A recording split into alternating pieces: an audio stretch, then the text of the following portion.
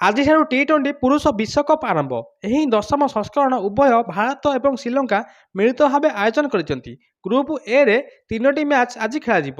ଭାରତ ତା'ର ପ୍ରଥମ ମ୍ୟାଚ୍ ସନ୍ଧ୍ୟା 7ଟାରେ ଆମେରିକା ସହିତ ଖେଳିବ। ସବୁ ଅପେକ୍ଷାର ଅନ୍ତ ଘଟାଇ ଟି-20 ବିଶ୍ୱକପ୍ ଆଜିଠାରୁ ଆରମ୍ଭ ହୋଇଛି।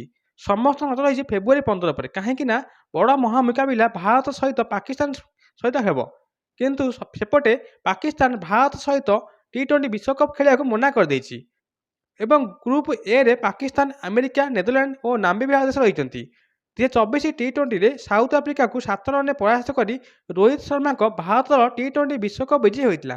ଆଉ ଯଦି 2026ରେ ସୂର୍ଯ୍ୟକାନ୍ତଙ୍କ ନେତୃତ୍ୱରେ ଭାରତ ବିଜୟୀ ହୁଏ ତାହେଲେ ଗୋଟେ ବଡ଼ ରେକର୍ଡ ହେବ, କାହିଁକି ନା ଆଜି ପର୍ଯ୍ୟନ୍ତ କୌଣସି ଦେଶ ଲଗାତାର 2ଟି ଟି-20 ବିଶ୍ୱକପ୍ ବିଜୟୀ ହୋଇନାହାନ୍ତି।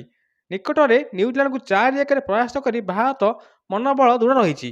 ଅଭିଷେକ ଶର୍ମା, ତିଲକ ବର୍ମା, ଇଶାନ କିଶାନ ଓ ହାର୍ଦ୍ଦିକ ପାଣ୍ଡ୍ୟା ଭଳି ଖେଳାଳି ଏବେ ଫର୍ମରେ ଅଛନ୍ତି। ଅନ୍ୟପଟେ ଦେଖିବାକୁ ଗଲେ ସୂର୍ଯ୍ୟକାନ୍ତଙ୍କ ନେତୃତ୍ୱରେ ଭାରତ ଆଜି ପର୍ଯ୍ୟନ୍ତ ଯେତିକି ମ୍ୟାଚ୍ ଖେଳିଛି ତାଙ୍କ ଅଧିନାୟକରେ ଗୋଟେ ବି ସିରିଜ୍ ହାରିନାହିଁ। ତେଣୁକରି ଆଶା ରଖାଯାଉଛି ଯେ ଭାରତ ଏହି ମ୍ୟାଚ୍କୁ ବିଜୟୀ ହେବ ଏବଂ ଟି-20 ବିଶ୍ୱକପ୍ 2026ରେ ଚମ୍ପିଆନ୍ ହେବ।